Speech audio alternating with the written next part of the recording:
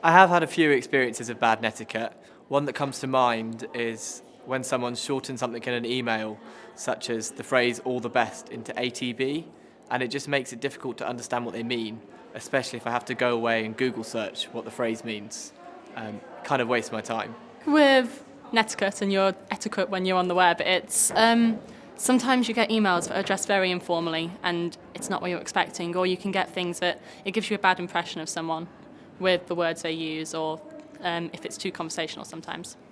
One of my particular pet hates of bad netiquette is when people abbreviate words such as you to just the letter U in an email. My mum does that sometimes and it drives me nuts.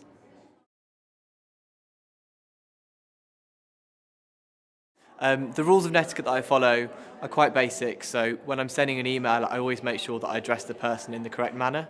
If it's someone that perhaps I don't know or is quite senior to me, I might address them as dear, but in most circumstances, if I know the person, I'll address them with a hi, or perhaps if it's a friend, with a hey, and always sign off the email correctly, so with a regards or kind regards.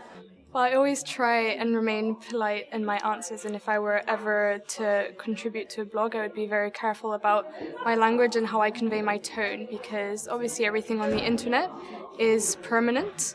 I think everyone can always work better on their tone, and I have had experiences in emails to professors, for example, where they have thought that I was implying something that I wasn't necessarily. And so I think everyone can always improve on that, on how their messages come across to people. Just the golden rule is to remember that you're talking to a person, and that if you wouldn't say it to their face, don't do it online. The things that I do wrong with netiquette, I'd say just perhaps add too many exclamation marks. I always sound a bit too excited, and I should stop using capitals in a way that kind of could come off as aggressive.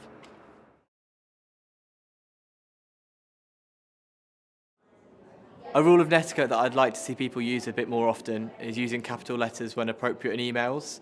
I think emails are essentially just another form of a letter, and there's no excuse not to use proper spelling, grammar and punctuation. I appreciate when I see someone has taken the time to answer my email.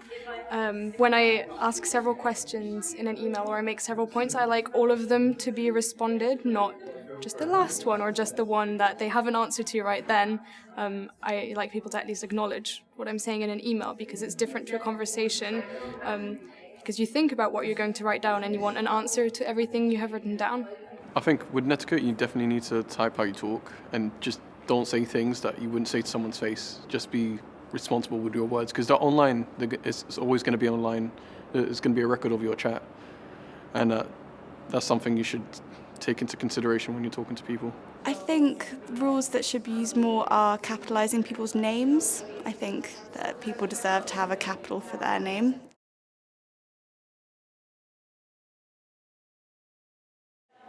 I think the three most important rules of netiquette for me are making sure that you know your audience and you address them correctly, making sure that you don't use emoticons incorrectly, it's not the right place to express emotion, and also making sure you don't shorten words or phrases unnecessarily, like taking down you to the letter U when it's not really appropriate.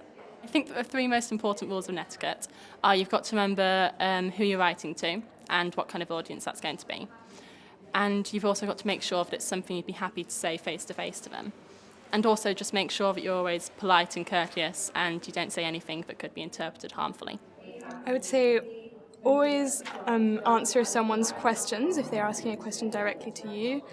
Be very careful of tone when talking to people so that you don't imply something that you didn't intend to.